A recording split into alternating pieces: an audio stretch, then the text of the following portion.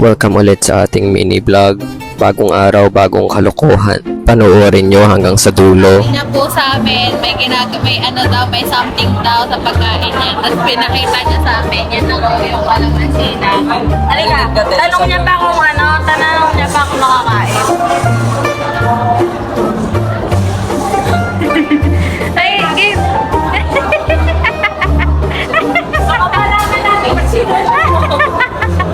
After nga pala namin mag-lunch ay sinimula na rin namin agad gawin tong mga dapat naming tapusin. At eto nga, kung makikita nyo, sinusubukan kong gawin at simulan ang dapat na matapos. Pero nang dahil sa kalokohan ng mga classmate ko ay mukhang matatagalan pa kaming matapos ito.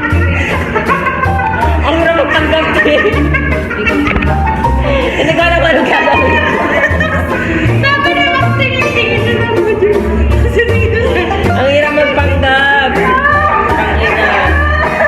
Nahirapan na magpanggap din. Lesson. Kaya marami nagsusulat.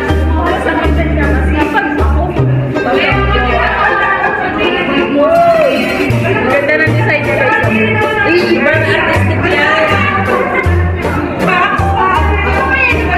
Sa nakikita nyo nga ay tinatawanan ng mga classmate ko ang aking gawa.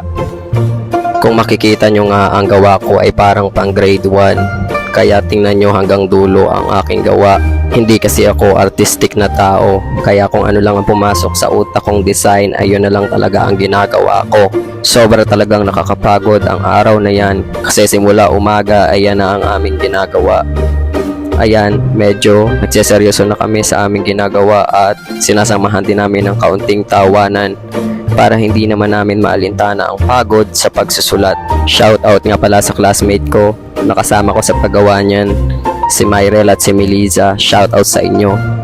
So eto na nga ang aking gawa. Tingnan nyo, kayo na ang humusga kung pangbata ba to o gawa ng matanda. Panoorin nyo ulit ang aking sunod na vlog. Thank you!